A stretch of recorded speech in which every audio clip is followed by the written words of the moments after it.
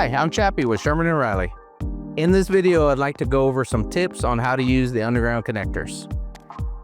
First, let's look at two types of underground rope: twisted rope and braided rope. Various types of rope have different benefits and requirements for pulling. Twisted rope strands lay next to each other and do not overlap. When comparing twisted wire rope versus braided wire rope, twisted ropes typically have a higher working load than braided ropes of the same diameter.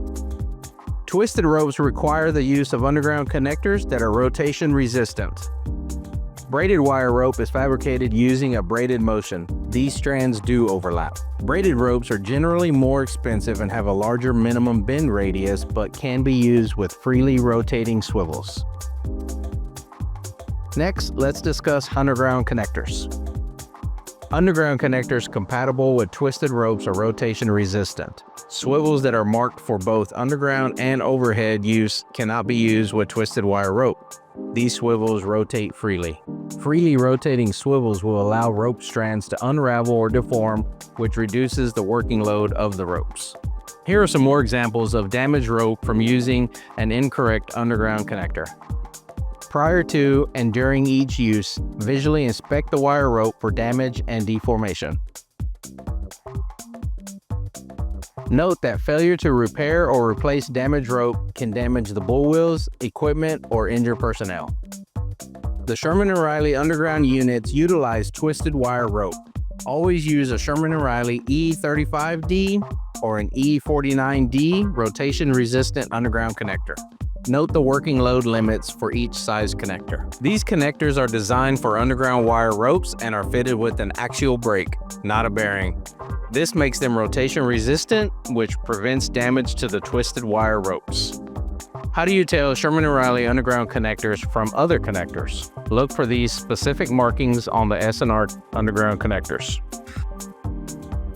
S&R underground connectors will freely spin in your hand, but will lock up at roughly 450 pounds of tension. Sherman+Reilly underground connectors will have a darker, duller finish and will have a flathead screw.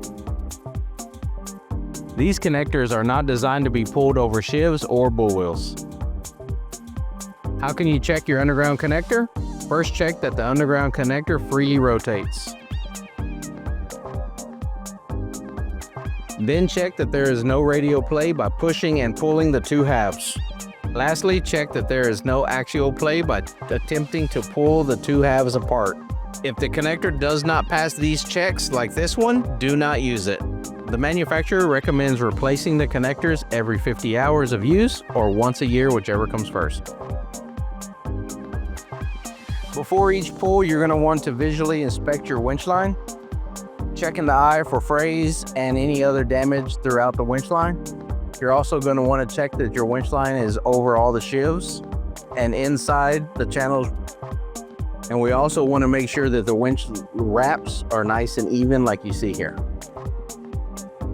You're also going to want to check that the winch line is not frayed, because you do not want any frayed pieces to interfere with the bull wheels inside of here. Thank you for watching this video about underground connectors. We hope this helps prepare you for the next underground pull.